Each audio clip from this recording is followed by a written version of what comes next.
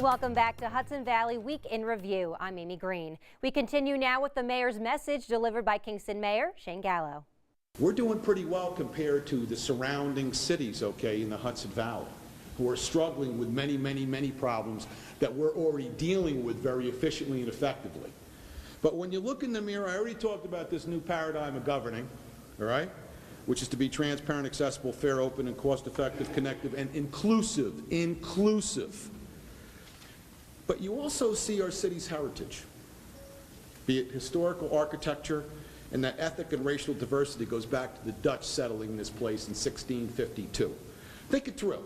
When you look in the mirror, you see we're the state's first capital. You see that we have the oldest intersection in the United States with those 4 stone houses, one would be the Person House. You see the Senate House where, okay, the New York State Legislature, okay, ratified the U.S. Constitution. You go up to the old Dutch cemetery, who do you see there? George Clinton, first governor of the state, also, okay, a founding father. Old Dutch Church, one of the oldest Reformed Dutch churches in the United States.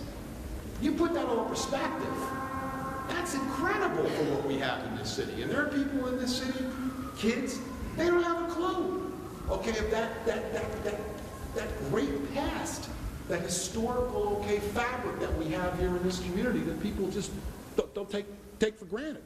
The diversity of our population, okay, makes us who we are and allows us to deal with the challenges, okay, in the future. What people don't realize, that lunch bucket charm, we built in New York City.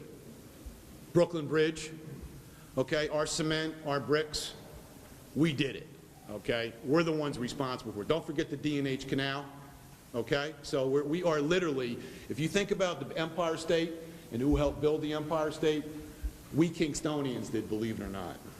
Now, for 4 years, I've been trying to get hotels into this city. And the problem is that hotels do not want to come into cities. They want to go near malls.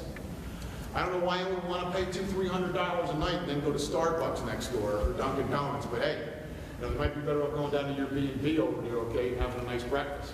But seriously, you know what I'm talking about. The bottom line is Kingston needs a hotel. Uptown, we need one downtown.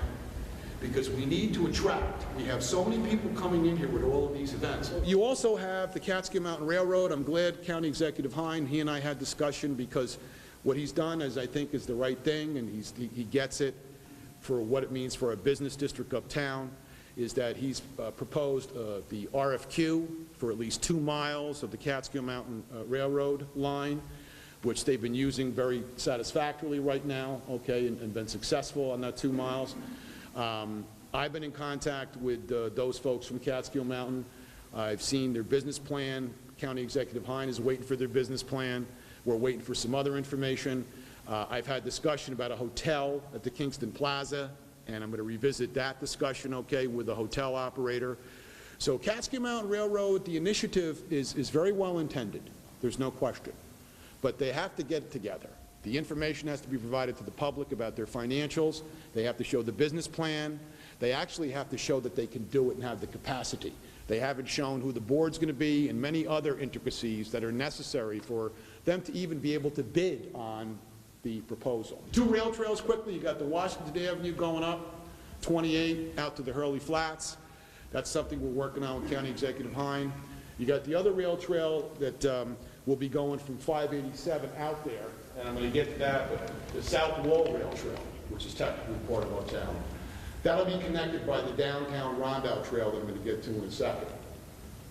And what you'll be able to do, literally, is you'll be able to go from South Wall to Rosendale, to New Paltz, to Highland, to the walkway over the Hudson. It's pretty exciting. And then there's the Health Alliance. And I got to tell you, Mr. Scarpino has been a strong supporter of anything that has to do with moving this city forward. I meet with him regularly.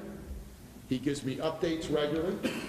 We're informed. All the appropriate city departments are aware of what they want to do. He's had meetings with the city department heads about the initiative going forward.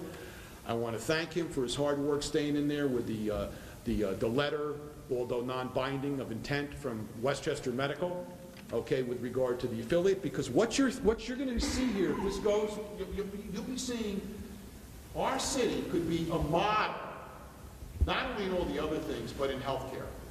You will see potentially, okay, a decentralized medical village going from bricks to mortar and connecting our citizens, our community, through all these different medical provider components, which will have a multiplier effect on all other aspects of the economy as well.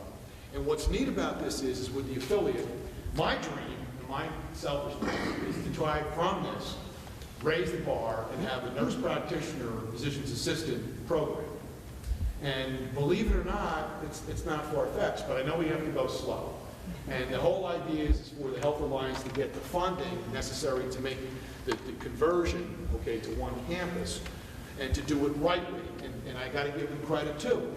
Mr. Smith, Mr. Dave is actually okay. They have consultants, okay, who are interviewing all stakeholders in this community.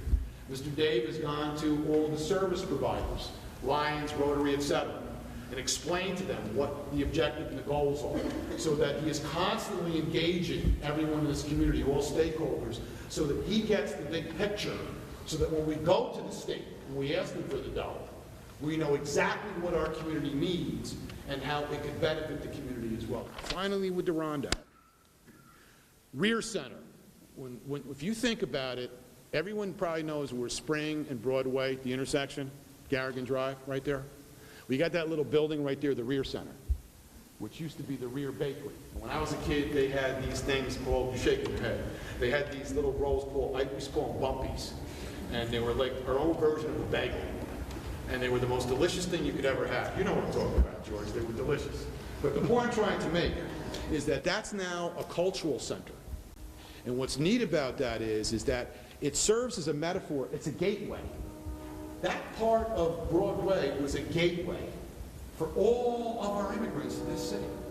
So Irish, Italian, blacks, Polish, Jewish, all of these folks got together and they worked in bricks, cement yards, they worked in the canals, they worked in the slaughterhouse, they worked in the ice, they worked in all these things together.